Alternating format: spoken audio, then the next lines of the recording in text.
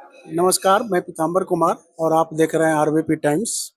और अभी मैं पहुंचा हूं कैसीनो फूड रेस्टोरेंट में, यहाँ एक प्रेस कॉन्फ्रेंस थी, प्रेस वार्ता थी, चुनाव से संबंधित हैं। तो बात करते हैं उनसे और मिलते हैं कि किस संबंध में था, क्या प्रेस कॉन्फ्रेंस था और उसके क्या निर्णय लिए गए हैं।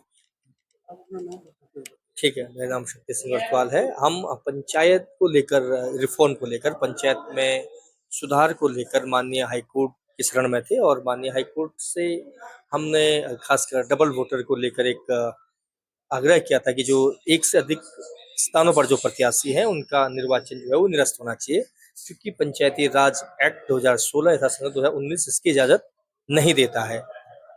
इसी को लेकर माननीय हाईकोर्ट ने 11 जुलाई को फैसला दिया था, जिस फैसले की कंप्लायंस में बहुत सारे लोग माननीय हाईकोर्ट की शरण में गए थे और हाईकोर्ट से हम लोगों ने गुहार लगाई थी।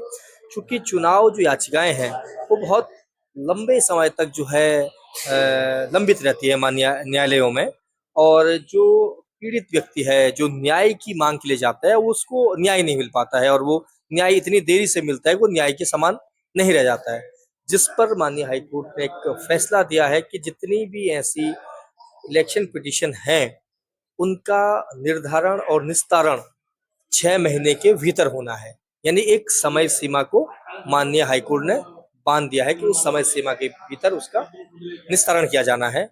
और साथ में माननीय हाईकोर्ट ने ये कह दिया है कि जिला अदालतों को अगर आवश्यकता पड़ती है तो वो डे बाय डे ऐसे मामलों में हियरिंग करेंगे चुनाव याचिकाओं का निस्तारण करने के लिए।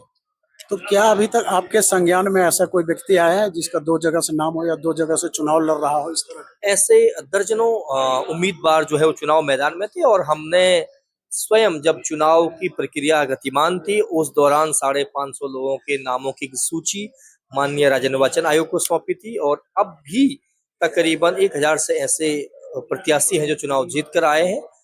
हमारा किसी व्यक्ति के खिलाफ कोई व्यक्तिगत लड़ाई नहीं है। एक संवैधानिक पंचायती राज एक्ट, उत्तराखंड की मूल भावना, जिनका जो अधिकार है उनको उनका अधिकार मिले, उस भावना के तहत हम काम कर रहे हैं। ऐसे प्रत्याशी जिनका एक से अधिक स्थानों पर नाम है उनका निर्वाचन निरस्त होना चाहिए। और अभी कुछ 2 दिन पूर्व भारत के मुख्य निर्वाचन आयुक्त ने एक प्रेस कॉन्फ्रेंस करी और उन्होंने इस बात को कहा कि एक से अधिक स्थानों पर मतदान करने वाले और मतदाता कानूनी अपराध कर रहे हैं और वो कानूनी अपराध की श्रेणी में है।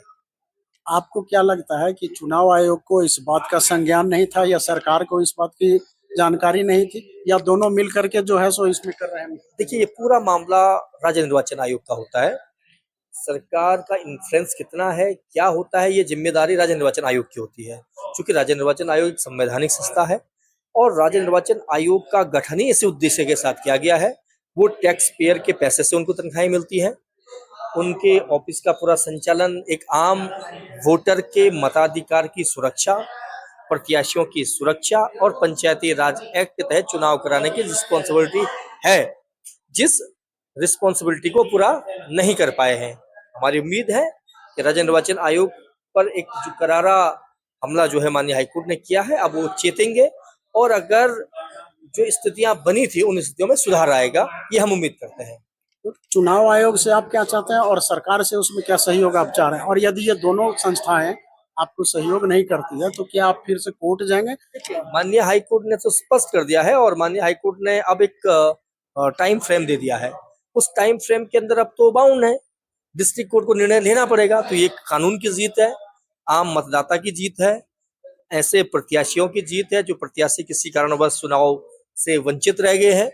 उनके अधिकारों पर जो डाका राज्य निर्वाचन आयोग ने, रिटर्निंग अधिकारी ने और जिला अधिकारी ने मिलकर मारा था, हमने उस चोरी को बेनकाब कर दिया और माननीय हाईकोर्ट ने उस पर एक मोहर लगा दी है और एक बाउंड कर दिया कि 6 महीने के भीतर इनका निस्तारण करना है।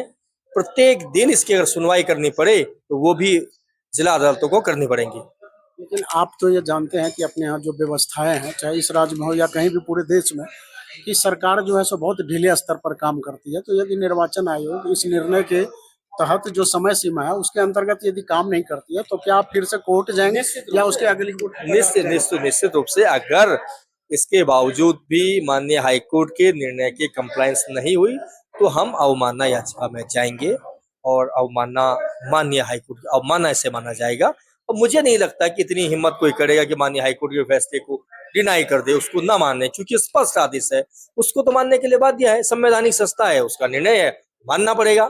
न मानने जैसा तो कोई प्रश्न ही अभी हमारे मन में नहीं है।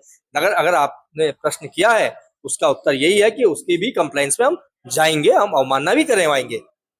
अभी तक जो चुनाव लड़ चुके हैं या जिनका नतीजा आ चुका है, तो ये समय सीमा के अंतर्गत यदि नाम हटाया जाता है तो क्या फिर आप उनके विरुद्ध भी जाएंगे, उनके चुनाव जो है सो रद्द होगी?